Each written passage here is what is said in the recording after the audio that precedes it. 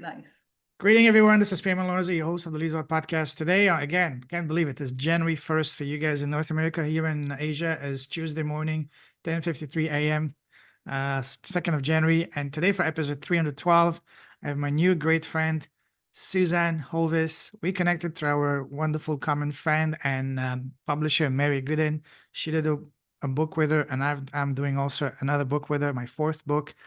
And yeah, we connected and we had a beautiful chat last week. Found with so many things in common. A little bit about her. She's based in Portland, Oregon, but originally from Chicago. Chicago, You yes. betcha. Then moved to California in '98.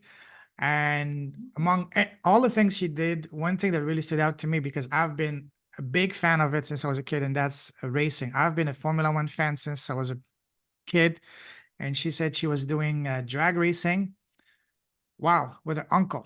Amazing. That's what she said. Say no Wow. more. Come on the podcast, you know? Let's do this. Yeah. And she's a free-spirited person, loves traveling just like me. Well, as to the fact that another thing that we have in common, we both Libra, the best sign in the zodiac, you know?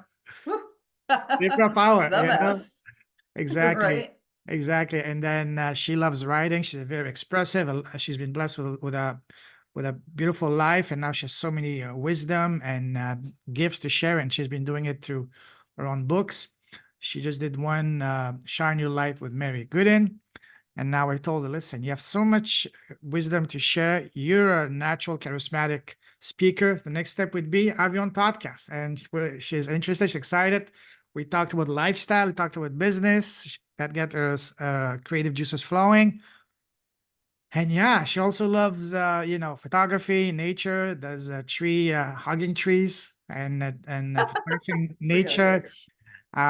She does energy session. That's amazing. And yeah, so that's a little bit high level overview about her. Of course, we're gonna expand on that. So I'm very excited to have her here. Susanne, my new friend, my wonderful friend. Welcome to the show. Payman, thank you. Thank you. And thank you for inviting me. It's an honor to So have you excited. as on January 1st. Yeah, that's a beautiful way to start the new. January 1. Yes. Anyways, how are you doing tonight? I'm doing fabulous. Good to Fabulous. good to Just hear. got off a call or a Zoom with my VA. I'm getting ready to launch my children's book series. So that's one thing I'm real excited about. Oh So yes, we're gonna talk and now about it. I'm blessed to have a conversation with you. Pleasure's all mine. I'm grateful. I'm honored. Thank you. Mhm. Now, tell us, for people who don't know you, we're gonna talk about your Mhm. business and all that later, but as a person, as a woman, as a human being, with Susanne. Who is Susanne?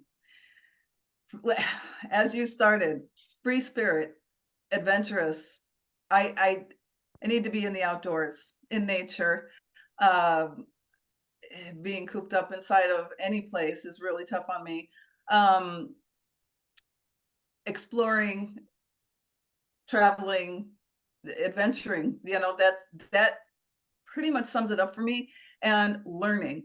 All along these travels and journeys that I've been on, it's about learning, and also all the people I meet, and that I'm just always fascinated. I've always been fascinated about people, their stories, what they have to tell me, what they have to teach me, what they have to share with me.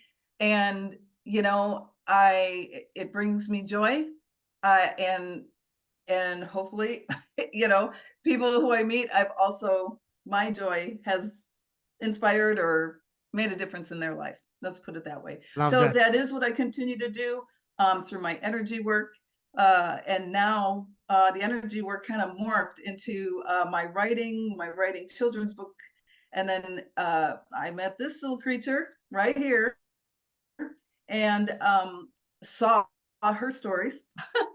As soon as I met her, I said, oh my gosh, there's my next book series. And What's her so name? now we're off onto that. I can't tell you because the first book is A Banana Slug Gets Her Name. Okay. But I'll give you a little hint. I'll All give right. you a little hint. The series is called Joy Stories. Oh, okay. So that's a little hint. But anyway, Mm, still trying to protect that, you know what I mean? But I don't want yes. to give too much away, kind of a thing. But the stories are a mix, kind of like I am. So in other words, there's the magical slime trail that and Joy, she's just bursting with joy.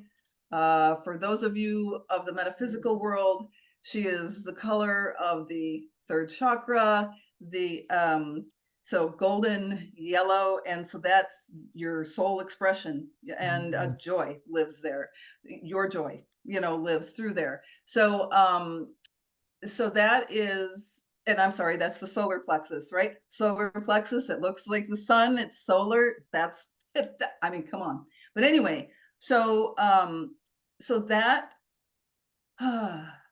where was I? See, I've lost my place now. But anyway, so that is those stories. Oh, that's what I started to say. I am a little bit scientific. In fact, I even worked around, do I put the scientific in here about banana slugs and about what they do? Did you know, for instance, that banana slugs eat mushrooms on the forest floor where they live, same place where the mushrooms live, and as they move, they carry the spores. Wow. And help them. And they the banana slugs are only in the Pacific Northwest, so Northern California all the way up to Alaska, actually. But Wow. anyway, so so there's those kind of little tidbits on things, and then the next story, actually the next two of the next three stories in the series do touch on specific scientific, you can call it scientific realities of the creatures that she meets, right? So, and they go on adventures through that. So that's as much as I'm willing to go ahead and share right now. But those who read her stories are going to go on some amazing adventures. Absolutely. And anyone who meets me here's about my adventures if they're interested in learning about me. But then also I'm always interested in people and learning what they have to teach me. So yeah, that's a little bit Beautiful. about me. That's Yeah. beautiful. Yeah. Awesome. We're I gonna love have fast cars. Yes, you are right, Payman. So I love fast cars. Do I tend to be a leadfoot? Yes. But I have learned many lessons around that. I've raced professionally in NHRA. I have wow. owned a Corvette and I will own another. The one that I've got my eye on is, yeah. And, and What there is was that, one Ron? that got away. It's a 2006 Z06 Okay. Corvette. Also a 1968 Z28 Wow. RSSS that got away from me in high school. That one will be in payment. You just talking about racing, it's re-inspired and got my juices flowing. And I swear I'm waking up in the mornings happy and thinking about the cars. And anyway, I can see the passion, the excitement, that's, enthusiasm. Yes, yes, yes. I could tell you, You yeah, become, you it become, was, you become alive all of a sudden. You're very alive before, but as soon as you're talking about the cars and yeah. racing, you become even one notch even higher. People have told me that. So thank you for your confirmation. But yes, it does. It's me. Beautiful. Hey, Mm, that's awesome. I love that.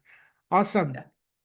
Now you kind of almost, you're a great guest because you're taking the conversation exactly I wanted to take it. You almost answered part of the question I'm going to ask you next, and that is, what Okay. makes you happy? Mm.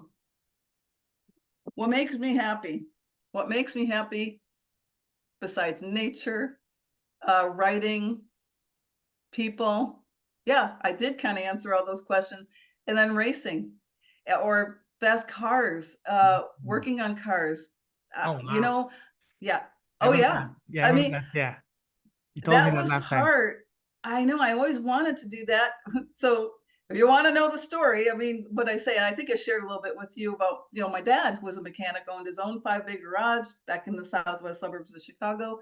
And I'm the oldest of 6, and I was the one, and there were 4 boys, which is more normal in my dad's thinking, to have passion for cars. But I was the one with the passion for the cars, and he didn't quite know what to do with me. I was going into work with him, and he was, saying, "Oh, you can go up and clean the area where the customers, wait, or you can go and clean my tools. He didn't want me to get under the hood. So when I kept persisting, he told me, girls wear dresses, stay home and help their mother. So he kind of turned me into a little bit of a rebel because there was nothing that was going to stop my interest, right? So where did I go? When I went to high school, I went ahead and signed up for small gas engines class. That put me in with all the guys who, we didn't really have a raceway close. It was up in Wisconsin was the closest one. So for us high schoolers that are putting, starting to soup up our cars or make them fast, whatever, so I was hanging with them. And we would go to the forest preserves to, I'll call it the run till the cops come spaces to go drag race, right? It's street drag racing, but and dangerous and all that stuff, but it's what kids do when they're in high school, right? And they have the passion for the racing. So that's what I was doing there. And Dad didn't know. Mm. And so then when I had an opportunity, so that it was many years later, obviously, but I have to tell you, here's another thing that makes me happy. My connection to God, Spirit, Jesus. I mean, okay, so I've been through many bumpy road,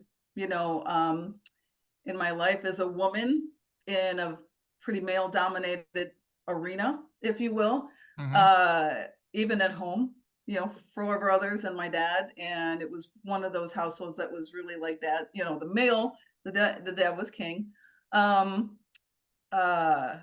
Anyway, when I got this opportunity, I was working in corporate in a marketing department, loved marketing. I love marketing. That's another thing I love that I'm passionate about is marketing and advertising, things like that. It's such an exciting place to be. And I was working for FTD corporate offices, and I had just been elevated to, gosh, I was a key account executive, and they gave me all the grocery stores across the United States, and I was being flown everywhere. And talk about surrounding myself with creative people. Another thing, I'm very creative, and so being around creative people. So florists, extremely creative, right? They're creating these amazing masterpieces, and they're involved in every aspect of the human life celebration, if you will. So everything from birth to death, right? So you're bringing that beauty to each part of that through flowers and floral expressions. Let's put it that way. Anyway, I love that, and I learned that my uncle, he'd made his money in the Silicon Valley in San Jose. Well, Los Gatos is where he was, California. And I know you asked me what makes me happy, but this makes me happy if it's not apparent. Talking about my story and what opportunity I got. And, I called my uncle, said, oh my God, I heard about the cars. He had the full-blown race cars, NHRA cars. My brother had gone out to visit him for a vacation. My brother came back, said, oh my God, Sue, he's got this, he's got that. His cars, he had plenty of money. And so his cars had all the best. And he ended up on the front pages of many a show car magazine. And that was what he liked that. He liked trophies for that. He liked things like that. Me, I was all excited about the racing. When my brother came back, I called my uncle. I said, oh my gosh, I'm coming. And he says, great, you can, play with the cars. I said, oh, don't tease me, because I will. And because he didn't realize what he's getting into. And I kept, and someday I will put together I kept everything, but I will put together a scrapbook, because I kept all the emails back and forth. You could see him get more and more nervous when he realized I was serious. And so he told me, and this is my uncle, he gets nervous and it's like, all right, you got to do this and you got to do that. Otherwise you're not going. I'm like, tell me what I got to do. So I get out there, and he told me we were going to go to a parking lot, and he had a Christmas tree. Do you know what the Christmas tree is? What is it? The Christmas tree, and in drag racing, so NHRA, so you roll up into the line. You got the two cars. They roll up into the line, and there's the Christmas trees in between. It goes from yellow, green, red, right? And then you launch. Okay. So he said he had an official one and all this. I get there and I've got So he's in a, what do you call these? The one single building, it's an industrial building, and a parking lot that goes around the whole building. So it's not a parking lot, it's a parking lot. And he says, okay. And I'm staring down at a fence at about maybe 100 feet in front of me. Thank God I didn't know what 770 horsepower was Holy, like. yeah. I had no idea, right? So I Why? get in, and I get in, and I'm like, okay. He goes, you have to do a full power launch and a burnout to my satisfaction. Otherwise, you're not going to the track. I said, okay, what do I got to do? I get in, there's buttons, there's computers, there's all kinds of things. I'm like, what is this? I'm thinking back to my high school days and going, okay, I got a brake and a clutch and a stick, and I got to make sure I can make it all work. So he tells me, push the button. I said, okay, what does that do? He says, oh, you wouldn't understand. I'm like, Push the no, button and pray to God. no, push the button. I said, no, no, no. I'm What does joking. that do? I'm not pushing buttons till I know what they do. He says, well, it's a line lock. It just locks up your brakes in the front end, so on your front wheels, you know. So I'm like, wow, that's awesome. Before we never had that before, right? I was like, get out of my way. So I hit the button, I smoke them up, and I roll out. I'm like, Ooh, damn, this is good. Oh, can I swear? please, yeah. But I was like, this is amazing, right? So he comes running up. He goes, where'd you learn how to do that? I'm like, what? You made it very simple. I was really surprised at his reaction. So then anyway, so then he goes, okay, get it back, get it back. Now you got to do a full power launch. I'm like, all right, what do I got to do? Again, another button. So I, what does that button do? Oh, you really wouldn't understand what that does. I'm like, I'm not going nowhere He's till you tell teasing me what you. this does. I know this is what happens in girl land. Okay, Reverse girls have. psychology, you know, reverse psychology. I'm telling you, you know, you're a girl. You wouldn't understand. You're not in this. What does it do? So he told me. He said it puts the transmission in first and reverse at the same time. I went, oh, okay. So when I let go, it connects. I go. He goes, yeah. I said, get out of the way. I said, I'm here. And then he told me. I said, how high can I bring the RPMs? He said $5,000. I said, okay. So I went ahead and I hit the button, get it up to $5,000, let go of that button. It my heart's going like this. I'm like, this is amazing. This is incredible. And then I let go of that button and that fence came up real fast. So fast when I picked my foot up off the gas pedal and hit the bottom of the brake pedal and had to bring it around. I stopped right at that fence. Ooh, And he came running up and he goes, we're going to the track. I'm like, yeah, get me out of here. I need a track to do this on. So anyway, the rest is history, as they say, because it was incredible experience. But wow. that's how that race car was born. The race car driver was born. Amazing, amazing. Wow. Wow. So you did mostly drag racing, or did you also racing with other cars on the circuit? I did drag racing in the circuit. I raced for points. I all of that. Okay, but and only in our division, right? So Mm. that's let me think about this. Arizona, Nevada, California, and there was a track in Oregon, but we never had a race there. But anyway, so that's pretty much that. But plenty of racing, believe me. And if we weren't prepping the car for racing, we were prepping it for a show. So we were either showing the car. Oh, you don't know what it looks like, do you? I was about to ask you. You see, you're perfect. Oh my gosh! Is it like the You typical know what, Payman? drag racing cars, like almost like this, you know, like at an angle? No. Payman. No, Payman. Okay, the first car I raced. Okay, I'm not going to tell you this is the car, but the first car, my uncle's car. It was a '64 Belvedere. Okay, I even went there. Oh, I was terrible. Do you know? I told him. I said, you know, that's an ugly car. It wasn't my era cars, right? But if you want to look up Susanne Hovis Mopar, and you'll find you will find an article from Mopar. What's it called? It's Mopar magazine. You'll find that. You'll see a picture of me standing next to Shock Treatment, which was the name. It's the name was the name of my car. mm. I don't think we have Silicon Valley Hemi in there. because the one he raced was the Silicon Valley Hemi. So he had two. One was a Sport Fury, one was the Belvedere. If you want to look it up and I am put it looking up at it here, right it's up to now. you. I'm looking it Are up you now. looking? Did you find it? It's loading. It's a You- bit slow, but it's loading. Oh, Yes. okay. So anyway, so that is the racing I was doing. Sportsman. I was in sportsman class. Then, though, I ended up getting a job just because I went in to get parts for the race car we were working on. And at the local parts store.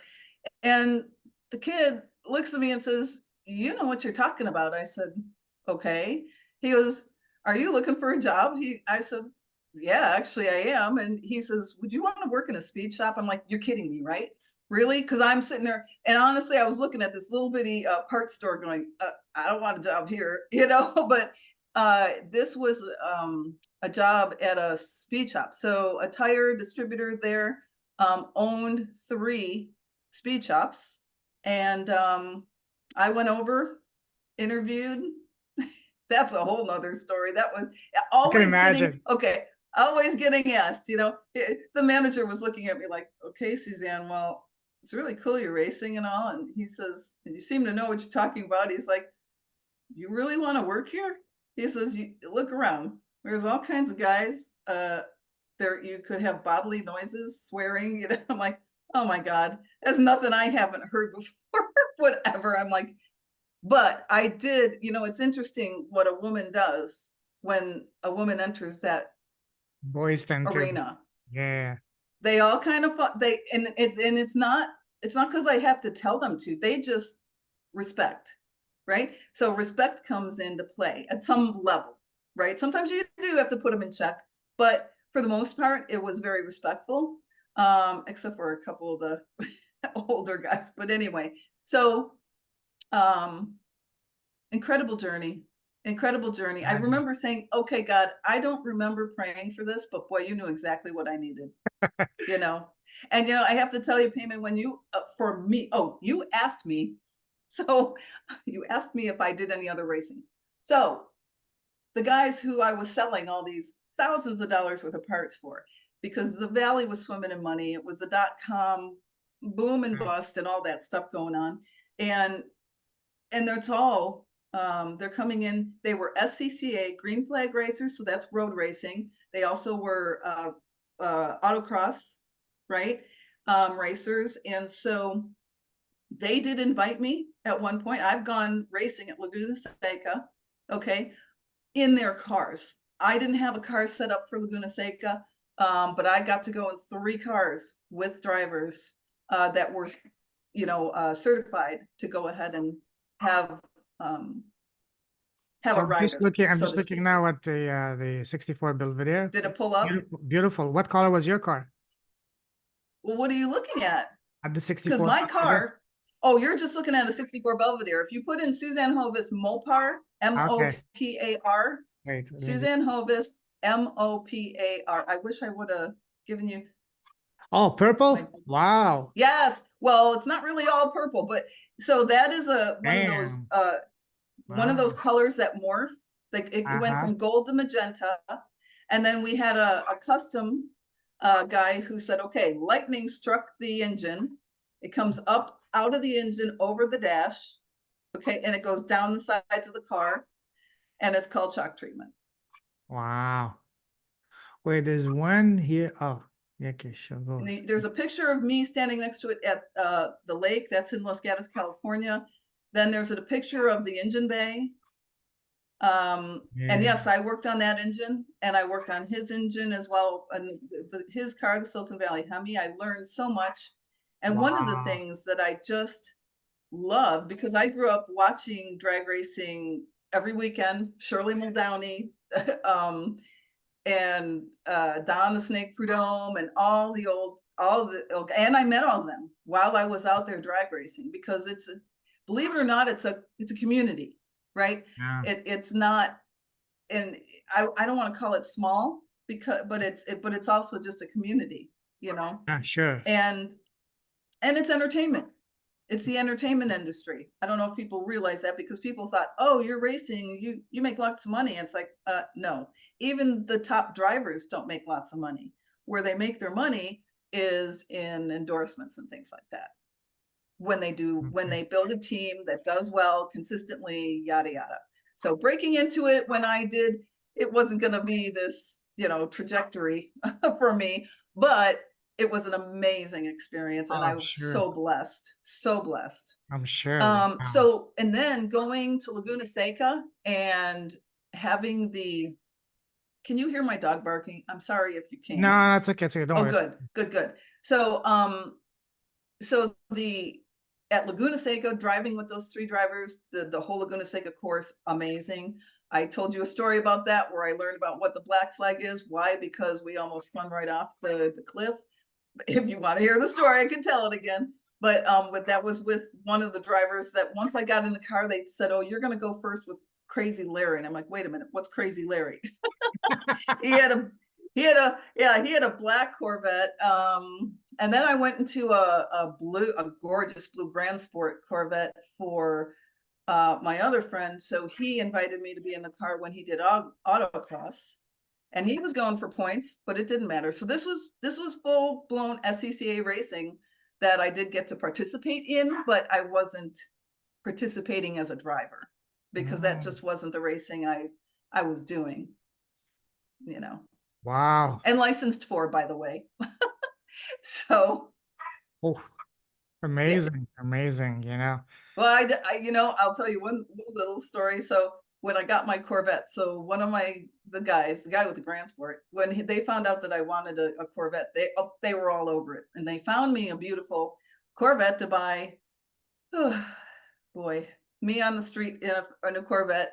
I did end up getting myself into a little bit of trouble, but I mean, anyway, so, and every time I'll tell the cop who pulled me over and told me, do you know how fast you're going? I said, well, I'm not quite sure.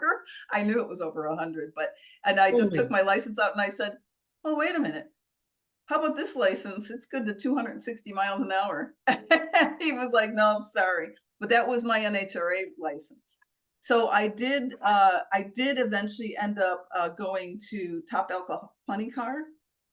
And that is now you said the long one. So in drag racing, there's the long, what's called a rail. It's the long ones, engine in the back, and then little bitty wheels up front.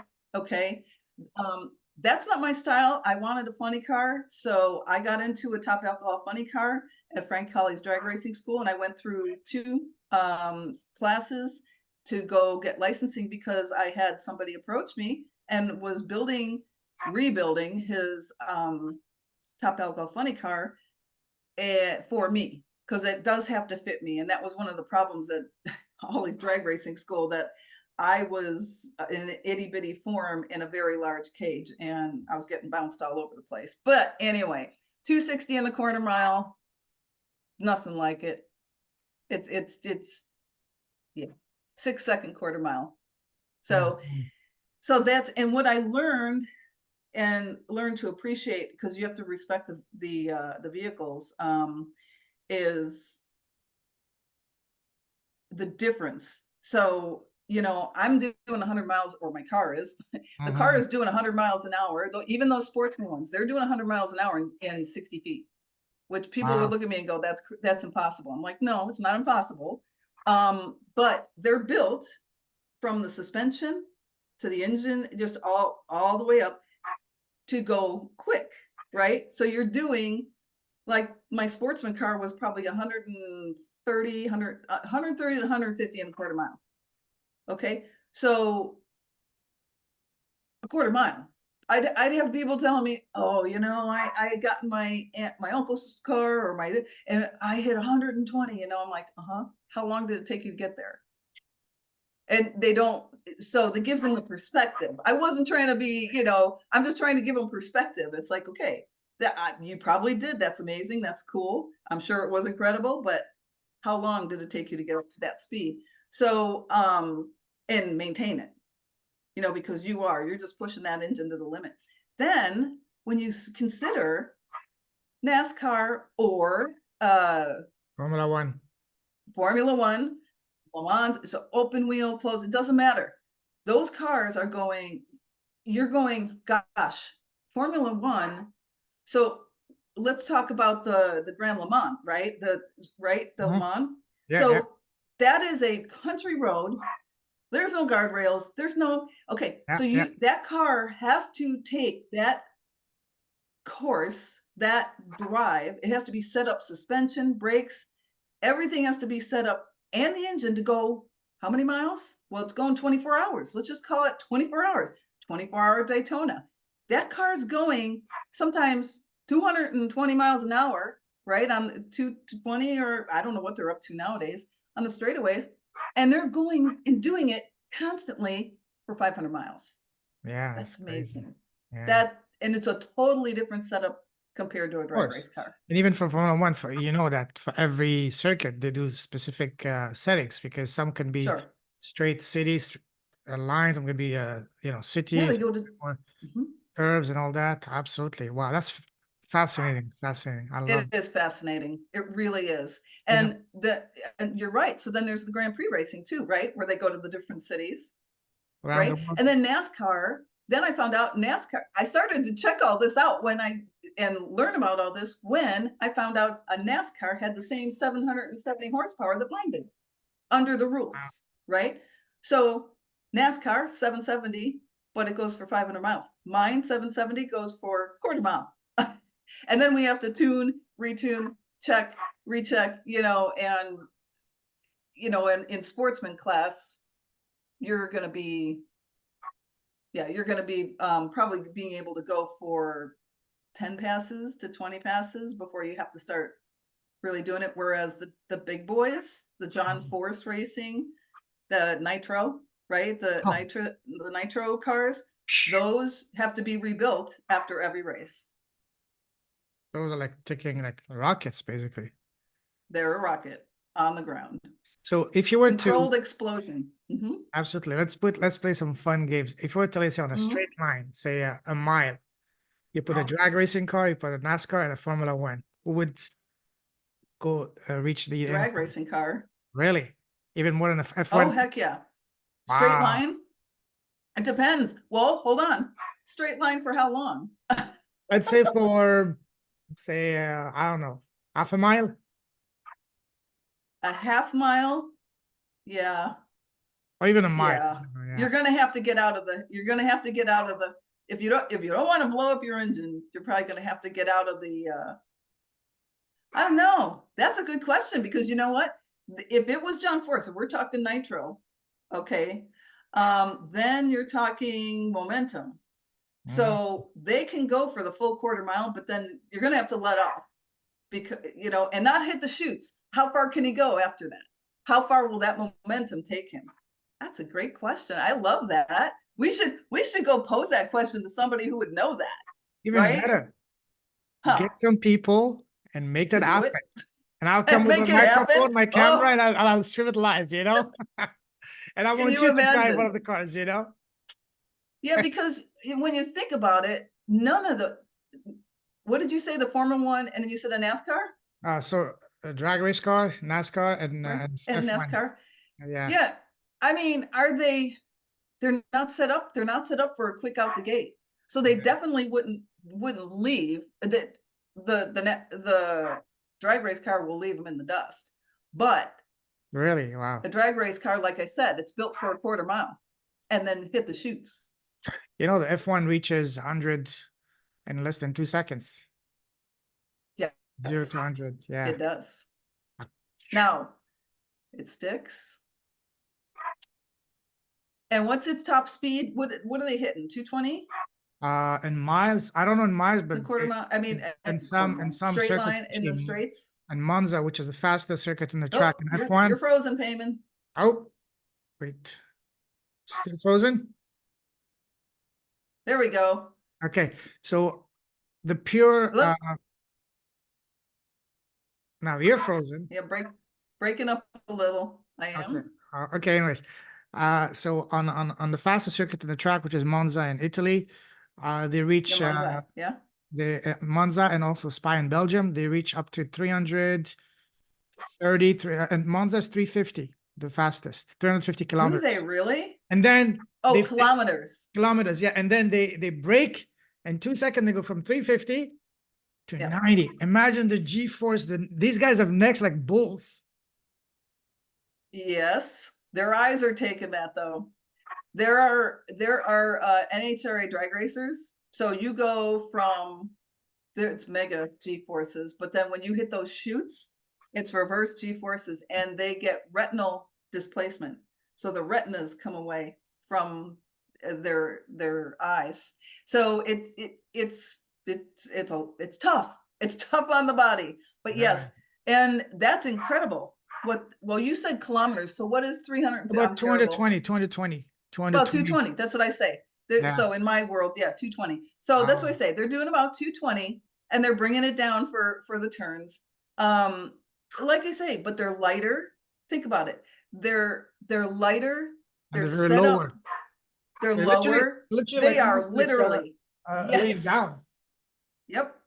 And the drivers, they start out as go-karts. Yeah, They start out in absolutely. the go-karts, Yeah, yeah. which you are literally on the ground, so yeah, that's what those are. Yeah, I say, so drag racing's a little bit, it's just designed differently for a different type of racing. Another incredible stat. I'm more familiar with F1 because I've been following since I was a kid. Mhm. On an average race, especially when it's in a humid race, like say in Malaysia or Singapore at night, or Abu Dhabi, they tend to lose 5 to 10 kg per race. And They the race is do. about an hour and a half, 2 hours. It's like 45, 50 degrees. You're literally melting. Yeah. These guys are superhumans. How can they do it? That's amazing. Oh, well, here, let me tell you this. So for me, racing was the zen that I was looking for in my life. It is I'm connected to the car, and I'm not going to sit. All I can tell you is I've had many a person say I had guys coming up to me asking me, how long were you doing this? Why haven't I seen you? And all that stuff. And I'm like, I just jumped in the car last week, and so I believe that there is a little element of, because I've met many people who, there's no way, they'll tell me, there's no way I could do that. And they also called me crazy. So I guess what I'm trying to say is that there's a part that's, it's kind of you, because once I got into that car, people learned, if I'm in line waiting to get up to the line, don't open my door. Don't disturb me. I'm getting into my zone. And it's almost like, because I did do sports when I was younger, and you're getting in your zone, right? And then it's interesting because people, they're like, now my first car, that one that I told you that I almost hit the fence, it's a wheel stander. So the front wheels come off the ground. So of course we had, wheelie bars and that to keep it, on the ground if you want to win. If you want to just sit there and, have fun looking at the sky when you're racing. Yeah. Oh, believe me, it happened once. We did it once. We had to get the rear end taken care of, and we didn't get the wheelie bars on before we went to the track. And my uncle's, I'm next, And so then he went and did it, and then I went out there to do it. And you have to, it's almost like intuitive, at least it is for me. If you're one with the car, you're staying with the car as it's leaving, as that front end's leaving the ground, I'm looking for my horizon. And any driver will tell you that's how they drive. They drive by the horizon, right? And that's how you keep your sense of where you are. Granted, they're not going, well, they can go airborne. Formula One can go airborne. I'm sure you've seen it, if something goes wrong. But yeah, and guess what? How many people live through that? Oh yeah. And it's because of the design. In fact, I met a lot of the designers there in Silicon Valley that they did a lot of drag boat racing. And that's where they came up with the capsule. I met one of the inventors who came up with the capsule. So, and that's kind of how they designed those cars too. And that's why they can lose the entire car. I mean, they hit the wall and it's gone, but yet they get out and walk away. they're a little, bumped around, but they Sure. get out and walk away. It's a lot of safety features have been put into Big time. place. Yeah, Formula One used to have a very dangerous way back in the day, but now they're very all of extremely them. safe. Yeah, absolutely. Wow. Hmm. Hmm. Amazing, amazing. Have you attended any Formula One races Me? No, I did. They did bring the Grand Prix to in San Jose. Austin and Vegas as well now, and Mexico City too, and Montreal, which is on Okay, the list. Yeah. Payman, let's go. We need to go. All All right. right. All right. Although, see, I'll go to Formula One, but I'm a terrible fan now because I want to be in the seat. But Absolutely. The adrenaline. I want to get yeah, in, not watch. Yes. yeah. Beautiful. Love But that. it's still awesome. Oh Like I yeah. say, when I learned about the engines, I also explained to people, I'm like, you know what? Do you know what's under the hood of your car? I said it's a controlled explosion. That's what's powering you. So let me ask you something. So when you drive a normal, so to speak, civilian car, do you feel like bored? Yeah. I'd fall asleep almost. Ah, come on. Just don't give me a fast car because then I'm just all over it. I can do a civilian car. Yes, I can. I love to drive and I go on drives. That's where I get you asked what makes me happy. I one of the reasons I'm in Oregon is because when I came here, my son first moved here to work at Intel, and I helped him get himself settled here and find an apartment and do all that stuff. And when I got here and I saw the place, I'm like, wow, this is what I'm talking about. In California, I had been there 13, 15 years, and I didn't realize how much the lack of water had really affected me. So I got up Mm, here and there were rivers and waterfalls, and there was actually water in them. I was just like, okay, wow. And the amount of just trees, it's an incredibly beautiful place. indeed. So that's why I return. But one of the things that brings me joy when I've had a rough week, whatever, I go take in weekends, I get in my car, I go out and I drive through the forests, I go explore my happy places. Love that. So see, you're a perfect guest because you anticipate my question. You just answer all my questions without even asking. That was my next question. What makes you, what's your happy place? But Uh-huh. you all done it. So let's move on now. So Hmm. tell us, what makes you smile?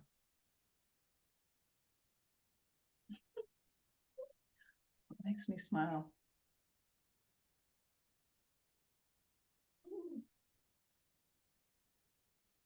Children Mm, seeing, just watching, just observing their amazing beings.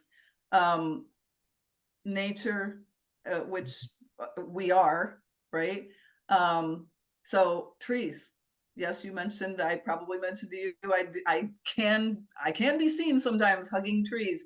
If you look through all my nature photography, I mean, you're not going to find pictures of my family and friends. Terrible, but it's mostly nature and what I find in nature, what captures me. And as I'm out and about. I think in the mm. previous life I was a forest fairy or something. I don't know. All I know is Or a it tree. just or well, a tree. Well, they're my friends. I mean, literally. And if you want to connect, to me, go touch a tree. Just go put your palm on a tree and sit there and say hello, tree. You don't have to say it out loud. You just sit there and say hello. I guarantee you'll feel the energy of that tree. You Absolutely. for me, it makes me smile, but it may take people some time to get that. Or maybe if they're looking for that, if they're looking for some way to find Mm, a connection to their nature, to their spirit, I invite people to go out into nature and check it out mhm. because it's where we come from. It's who we are.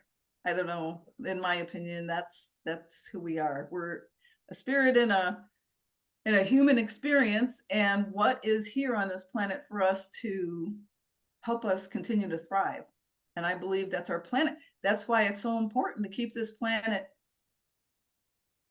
healthy and strong because Absolutely. it's supporting us. It's supporting us. You know, it's not Yeah. us. It's not about us. It's about, well, it is because we're part of nature, but you know, but anyway. So that's the kind of things that's the kind of thing that really makes me smile when I'm Beautiful. out and about, or if I don't know.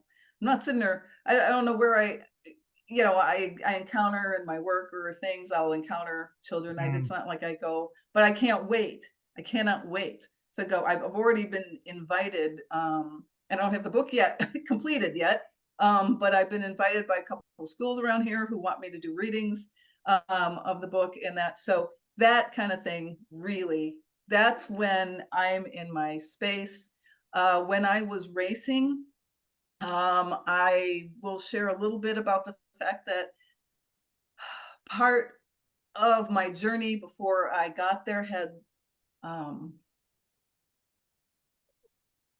how do I share this? So domestic violence, mm, um,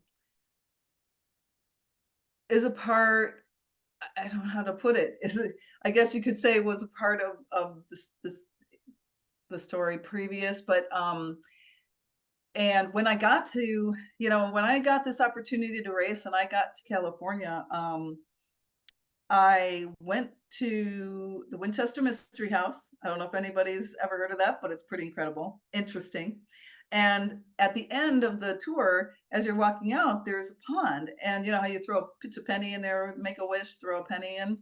And there, all the proceeds taken out of that pond, okay, I'm reading, and there's a thing in the middle that says proceeds go to, um, oh my, am I going to forget the name? The domestic violence shelter there in mm, San Jose, California.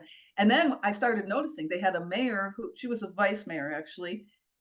She had a campaign going, all the banners in the streets, hurt a loved one, go to jail, domestic violence is a crime. So all this stuff that I was like, oh my God, that was part of my, God, you dropped me here. Wow.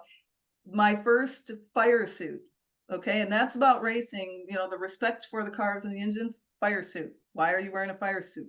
You're pretty much, you're mm, on a controlled explosion, the fuel in that vehicle, you know. So anyway, my first fire suit, across the back, it says domestic violence is a crime, no excuses.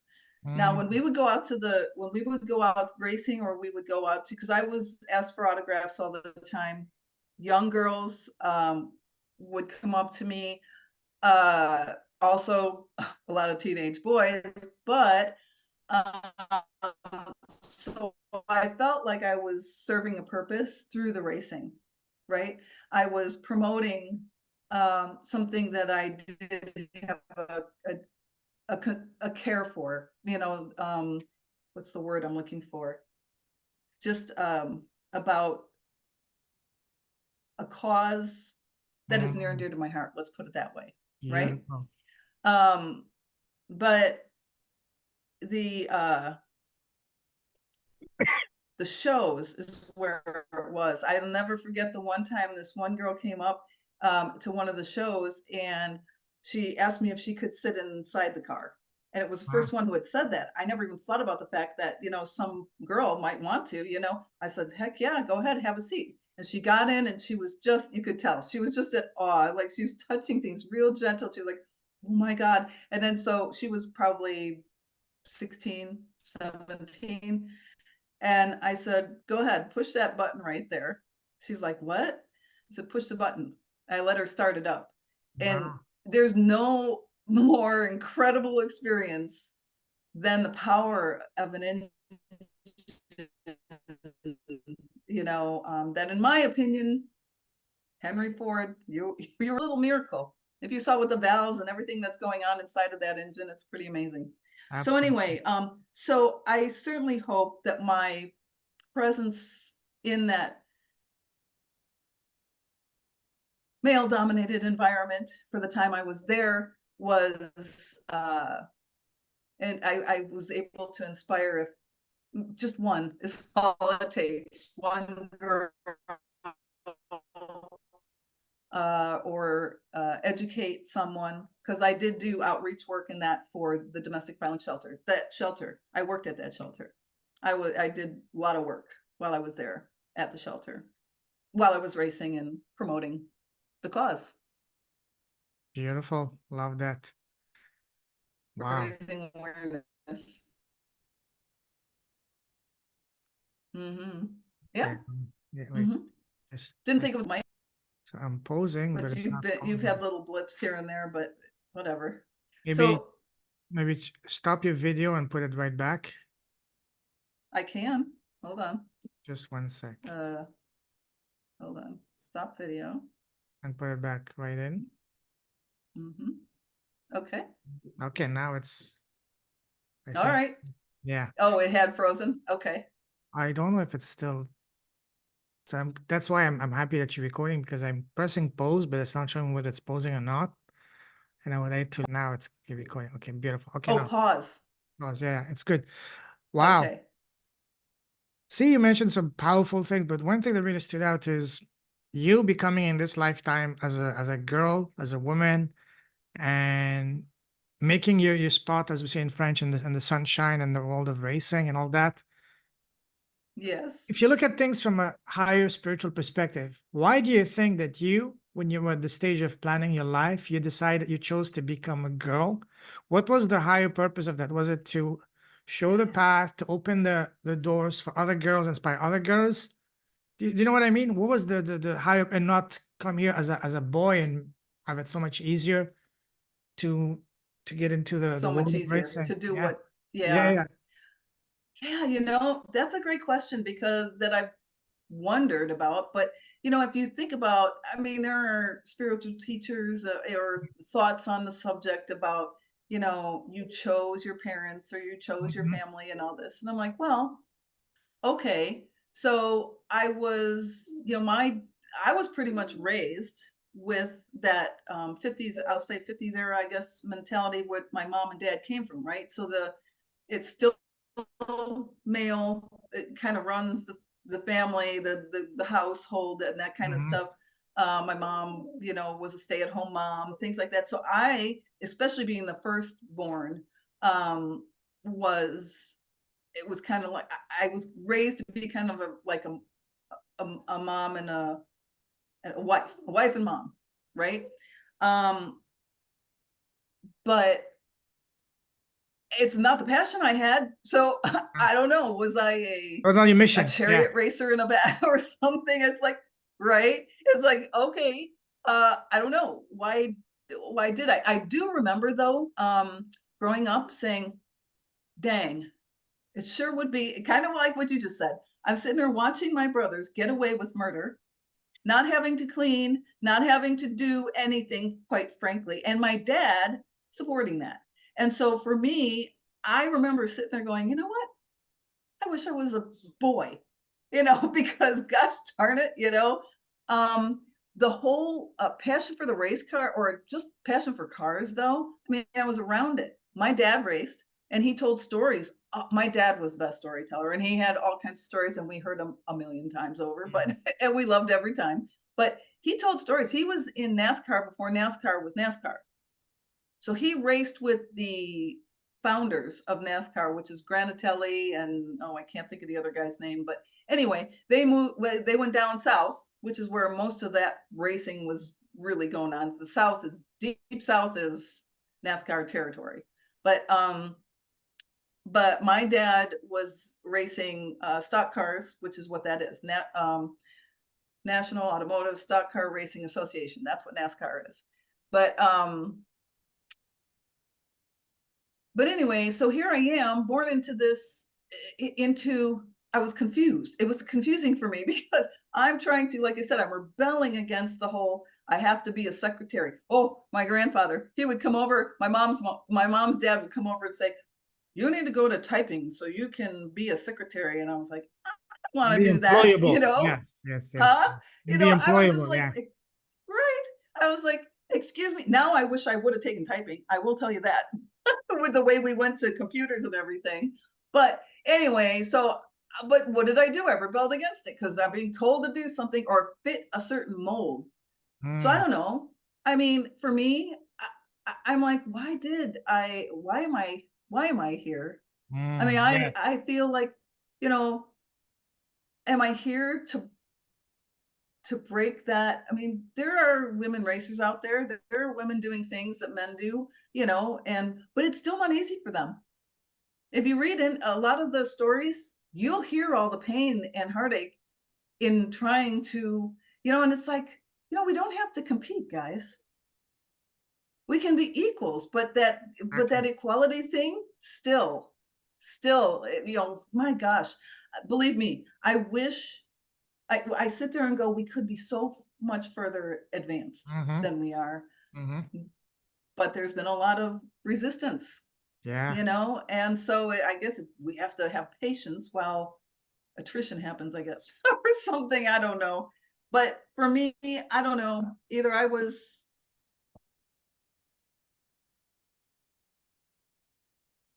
always put it here just to be me. I just to be a joyful, that to me, I have always been able to drop into joy. And honestly, I remember growing up, little girl, looking around at family, looking up at family members and going, I could feel their pain. Mm. I could feel, and it's kind of like family ancestry of pain. So if you ask me why, I don't think it had to do necessarily female, because a guy Mm. can have this as well, I would Yeah. think. But of course, a guy is going to be brought up a little differently Mm. depending on what family he's in, an era. But I mean, for me, here I am, I'm looking up and I could just feel the pain. And it's like, I know I can see their joy, I can see their beautiful self. And I'm like, guys, it doesn't have to be like this. I could just, and that's me. I sit here and go, you don't have to live there. I know this earth has lots of pain in it, and you bump into all this stuff. I mean, goodness, Payman, I don't know what you believe, but for me, we're born the closest that we'll ever be to home, right? Which is where our happy place is, right? And we get out, born onto this planet and go, all right, I decided to come here and this is going to be an exciting adventure, right? And then what happens? You start getting trained into how you're supposed to think and I'm a what you're secretary, supposed to become know or and whatever. Yeah, yeah. I know. whatever. And maybe I was put here to say no, to say no. How's that? You And to know, say yes to joy and to me. one thing I understood and learned since my awakening over the past 3 years through my podcast, talking with all these incredible people Hmm. for the last 3 years and over 300 people episode, is that especially for us Libra, we Hmm. are here to break the normal structures, the social constructs, and to be a beacon of light, to be an inspiration, shining pioneers for others, to help them. Hey, take the courage. It's okay. Be like shepherds for other people. So you doing that as a girl, you were and you've been. I can see that an inspiration to show. Hey, girls can do that as good, if not even something better than Hmm. boys. And doesn't matter whether you're boys or girl. Hmm. Hey, it's not just restricted, limited just to boys. Hey, girls can do that, and you've done that at your own in your own way and your own with your own touch, your own little sauce and whatever. But I think this is why we are here, especially all of us in this day and age, but even more so us Libra, because one thing I learned is that we choose everything. You remember when we were in college? Sorry, in high school, just before going to college, you meet with your course counselor. What do you want to study? Where do you want to go? What do you like? Oh, you should go to this college to get this major. And guess what? Before being born, you meet with your what soul guy counselor, whatever, spiritual Right. counselor. So what do you want to learn in this lifetime? What do you want to master? Oh, I want to be a girl and show the world. I want to be excited about the world of racing and show them, hey, I can do it. And you choose everything. You choose to be that. So this is once I understood this, then life makes so much more sense. Life had become literally understand that life is a play. Once a curtain falls, all the actors high five each other. Even the guy was supposed to play the role of being your worst enemy, to killing you or stabbing you or stealing your wife or your husband or whatever. Hey, high five. Next time, be a little bit more tough. Do it better. Do it That's right. faster. Did you learn your lesson? Say this line in a different way. Put more emphasis, more emotion. Yeah, that's exactly what it is. Yes. Yes. Agreed. And 100%. I agree. And you know what? How many Libras do you meet? You might be meeting more because you and I, like, I agree with you 100% with the Libran, but Mhm. I don't meet very many Librans. That's true. I can actually count on one hand. Maybe because One before I was hand. never really looking for that. Sure, I always read my horoscope growing up and all that, but I didn't Mhm. understand the characteristic of each sign, especially Mhm. since the last 3 years. When I had my awakening, I Mhm. understood about synchronicities and other things, other things that Oh I'd rather my. share with you in private and not on a podcast, but on Yeah. things that I understood. And yeah, no, it's really and also you mentioned something about this life when we're closer to home.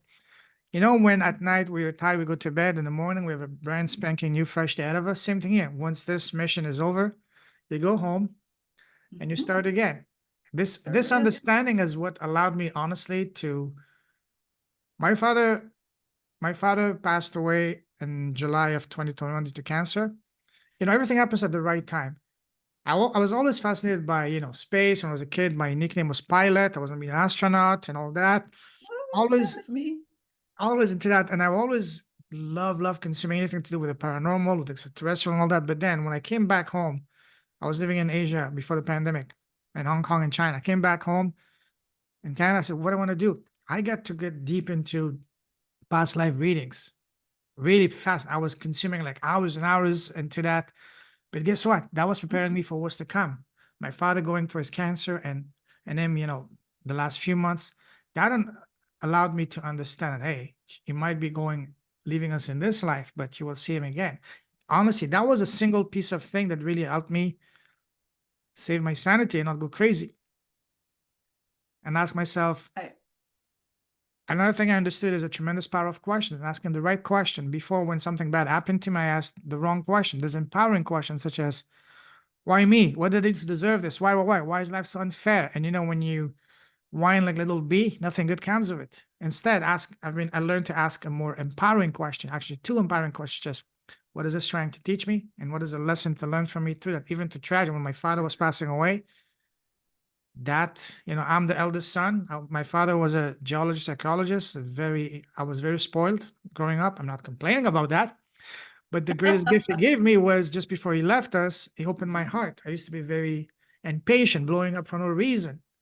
But then allowed me to slow down, be more understanding, more patient, more compassionate. So if you look at anything, even tragedy, I ask myself, what is this trying to, why do I have to go through seeing my father going from me, it was twice my age, and I'm very in shape, barely able to keep a pace with him when we went on walk the previous summer, to him not even be able to go to his from his bed to his bathroom. I had to carry him on my shoulder. And I was, when I replay those in my mind, I was crazy and stupid to ask him, come on, hurry up. He had a bladder cancer, so it would take him like 40 minutes I just know. to pee. I didn't understand it back then. I said, come on, hurry up. Right. We don't know. But then I said, slow down. This is a man that is sick, probably dying. That's what really opened my heart. And I will be always forever grateful for him for that. Yep. Because again, even to tragedy, if you ask the right question, you will see that it's a beautiful blessing in disguise. That applies to everything: tragedy, heartbreak, betrayal, challenges, anything you ask yourself not what did I do to deserve this, why.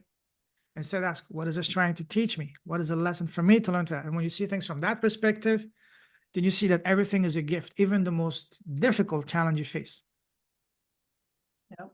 I couldn't agree more, Payman. To me, what I call it embracing.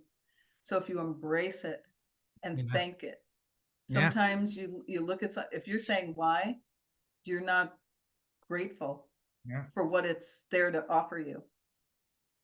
absolutely. So Wow. if you stay open and I always remind people who come to me, and I say, well, embrace it. They're like, what? I'm like, yeah, don't complain about it. I I had I told my okay. I remember telling my mom, look, you're only allowed to complain if you're gonna do something about it.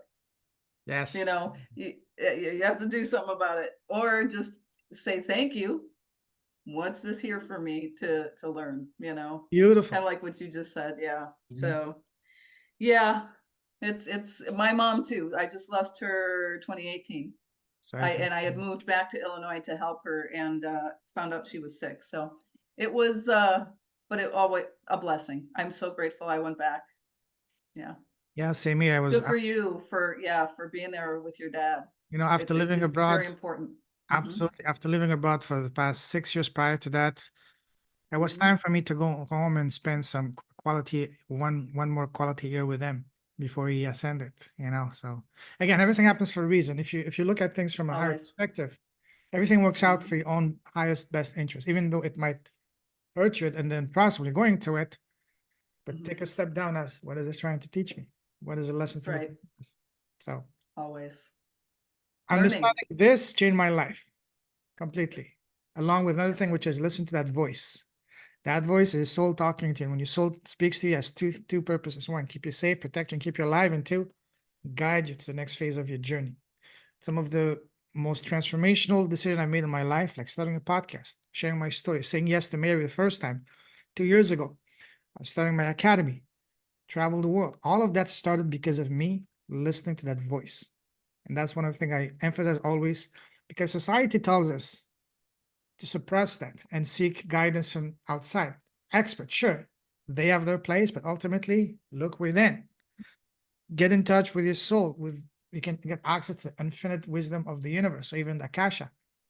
Once you get that, then you become completely, what's the word here? I forgot. There's one. Oh, come on. Oh, anyways, it'll come after. You become what is it? Actualized. Yeah, you, No? you have all the answers. Yeah, Answers. you do. You don't, you have, it's wisdom, but I mean, you have You become sovereign. Voila, that was it. sovereign. Ooh, Yes, very good. That's a good one. Yep. absolutely. Yes, that was the word that was escaping me, but yeah. So, anyways, beautiful. Listen, me and you, we can talk for hours. It's been an hour and a 4 half of hours. I beautiful know. conversation. We're gonna Beautiful. take. I'm gonna ask you two more questions, and you know what? Okay. We've What? barely just scratched the surface of the question. So a couple more questions. Mhm. We talked about what makes you alive, what makes your soul set on fire and makes your heart sing. Beautiful. Now, Yep. on the other side of the spectrum, what makes you sad and angry?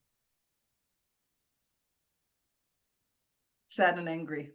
Makes me sad and angry. Well, I, uh,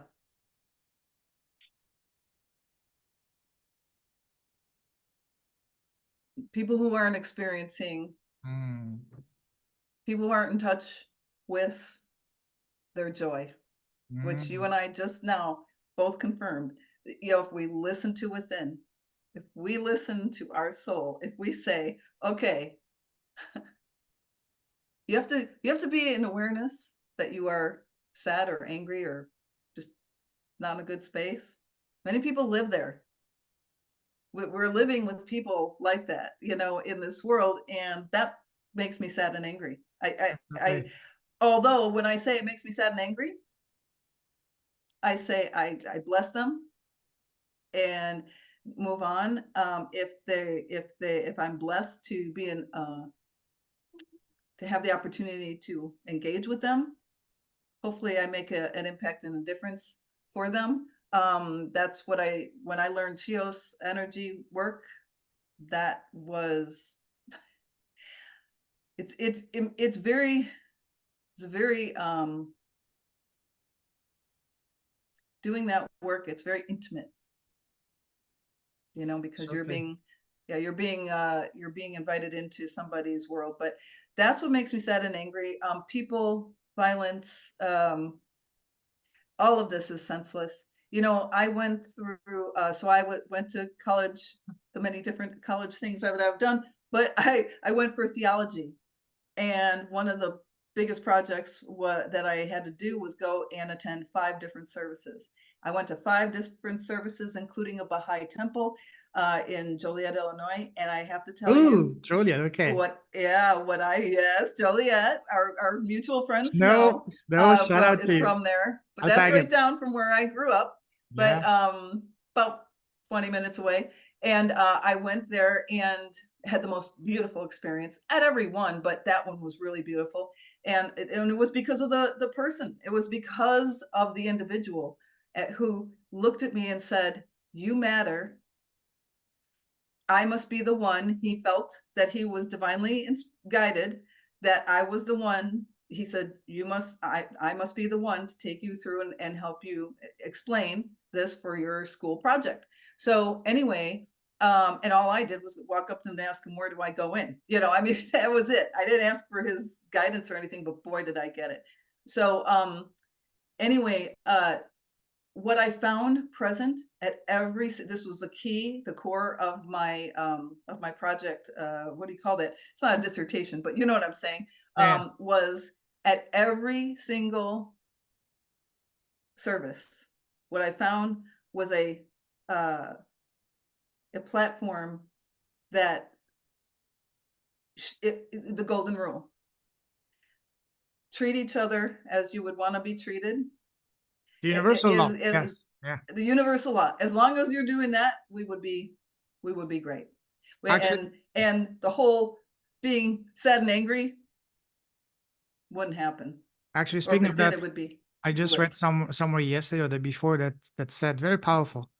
If every person on this planet were to apply the universal law of treat others the way you want to be treated, within 30 days would be no more wars, Nothing. no more I division, mean, no more fighting. we No, would be living in harmony. I say that I really feel that this has been it's like it's what drives me. It's my soul, what drives my soul. absolutely, Anyway, with whatever I absolutely, do, with whatever I do. absolutely, absolutely. What is one thing that you used to value that you don't value anymore?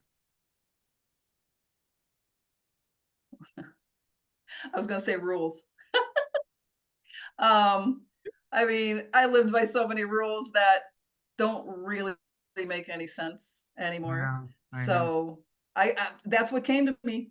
Rules, That's you know, and it could be rules for all kinds of things, but look at me. Like you asked me, it was from the you're rebel. start. You're rebel. That's why Rebel is you like from the break start. Hey, walls. I don't Yeah, have to do, you don't have to put me in this mold. Yes, I'm a girl. I'm a real girl and I want to do I'm not a girly girl. I mean, maybe that's what threw Dad. It's like, hey, wait, girls don't do this. What are you doing that for? I don't know. I have the interest. I'm interested. But anyway, but uh, yeah, I can might protect me. yeah, absolutely, But absolutely, anyway, love you, Dad. Love you, absolutely. Mom. Mom loved spinning tires. She was very Oh good yes, at working at no. So I mean, you know, we were Mom every now and then she took tires and us kids and we'd be in the back going, Mom, you know, and she'd be like, oh, I'm just blowing out the carbon. and But you, she was a lead foot too. and your Huh? father was freaking out. No, don't do that. Ooh, my father? Oh, he wasn't there. Ah, No, okay. that's when she's driving with us kids in the car. That's Ah, all. okay, okay, okay. That's Anyway, she wasn't obnoxious. She was just having fun. wow. Yeah. Now, on the other side of the spectrum, what is one thing that you did not value before that you're now valuing more and more? Whew. Um, myself, my Mm, time, my my beautiful self. I mean, it's not that I didn't value it, it's just I didn't know how to value it mm, in the right way. I don't think I was given that, but anyway,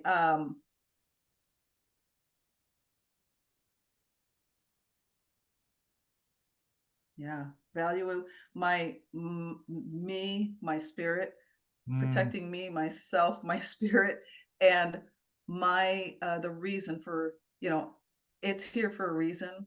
So, mm.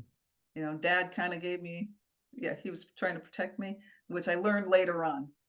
I was rebelling and then I went, oh, maybe he was trying to protect me, but I didn't know, you know, all it felt like is restriction, you know what I'm saying? But and I was more free spirit, right? Didn't we Mm, both talk about how we're free spirits? So as soon as somebody tries to lock us up and say, this is what you got to do, it's like, nope, no, don't do that. Don't not do that me. to me. Yeah. So I'm looking for that right now, looking for the right the right vehicle thing. path. Yeah. Writing joy stories full time. That's what my goal is. You know, one thing that I was talking to a friend of mine, said, what would you do if there was no limitation? I said, I would love to go and speak and interview every single individual on this planet. Like 8 billion. Imagine that. I want to hear your story. What's your story? When I meet people for the first time, Yeah, I don't ask them, what do you do? I say, what's your story? What's your impact? I don't care about what they do. I say, that's what's so your story? cool. What's your impact? Because everybody makes an impact, don't they? Because if you ask someone, what do you do? It's basically for them to box you, pigeonhole you. No, I don't care about that. I want to know who's beyond that. That's why, remember the first question I asked you, who's Suzanne as a person, as a human being? We talk about your business later. Yes. Because I want to know Yes. what makes your heart come alive. Yes. And writing does. Writing adventures. Exactly. Oh, and doing the research for these adventures. So see, that's, yeah. See, here I am going on again. But it's not really, I don't consider that my business. I consider that my No, life's work. your That's what I could, purpose, your mission. my purpose, my mission. You know, Yeah. one thing I want to run by you, you know, us, I don't know if maybe do you identify with that as well? Because me being a Libra, and one of our characters is to be very selfless, very altruistic, and putting other people's first. And for me, I've spent the first part of my life doing things for others. I'm not complaining, but just the way I was. And one of the things I learned Great. through my own spiritual awakening, especially with the help of my younger sister, she also had her awakening, and we all grew up in an environment where it was all about putting other people's first before ours, mostly because of culture and all that. But that's a different story. But one thing I learned, and she taught me, was to learn self-love, put myself first. Is that something that you also resonate Which with is that? what I kind of said to you, right? Yeah, yeah, yeah. What do I value now that I didn't before? I didn't place value on myself, that my value was what I could do for others. So Absolutely. I Yes. agree with you 100%. I was raised that way as well. Well, when you're raised as, I served the husband and I served the kids, right? That's how it was in those days, right? And it's also we were pigeonholing women, to be in those roles. And so I was bucking that rule. So there you go. There's that rule. See, you pull it right on out of, you can just pull it right on out of us, don't you? But I say, like I said,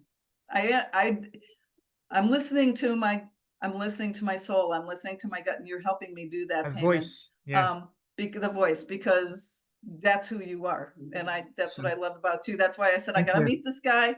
Thank you for meeting with me. And thank you for inviting me to this. And I got to tell you something, Lorenzo, you told me last time, you said, we're going to be doing multiple podcasts together. So let's Absolutely. get joy stories out there. Let's Oh, keep yes. inspiring people to find their joy, to be joy in their life, to bring joy to others. One little ripple, that you want that ripple that comes from you to be good ripple.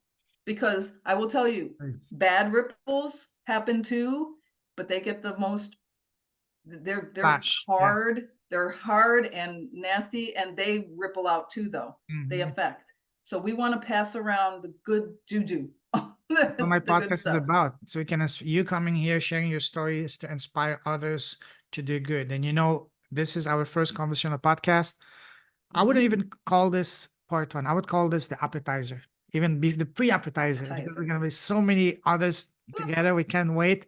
Listen, great, beautiful conversation. And listen, let's call it here today. It's past, well, I would Yep. say midnight, but for you is 9 p.m. your Pacific time. Here is Yep. noon. I've been on calls nonstop since 7:45 a.m., like 4 hours, but I'm not complaining. I love what I'm doing. Just like I say, I'm loving what I'm doing. I don't care, but still. But listen, I salute you. If someone wants to connect with you, what's the best way to do so? That's a great question. So I've got my website. So What is it? that's Susanne Hovis, Okay. SuzanneHovis.com. All right. Okay. If we can put that out there, Absolutely. SuzanneHovis.com. And when you go there, you can even just, like if you say schedule an energy session, you get how payment, you have a one-on-one. Calendly, You can yes, book a yes. one-on-one. Yeah. So book a free one-on-one with me. Let's connect. Let's get together. Let's find out what it is that you are looking for and see if I can help bring you there. Listen, we can do, I will do whatever I can to help you shine brighter than you're already shining. And one of the things I can do for you is, hey, I can be your guinea pig. You can do on the podcast, a reading for me, and you can use that. But there's so many things we can do. So please book a So many time. things. Please book a time either for later this week or next week, same time Okay. on my calendar, and we'll do part one because this was just the appetizer, you know? And All right. listen, my friend, I Fabulous, salute Payman. you. You're a true leader with a heart. Keep shining your light. Keep blessing the world. Your presence, your impact, your passion, your fire, your wisdoms, your gifts.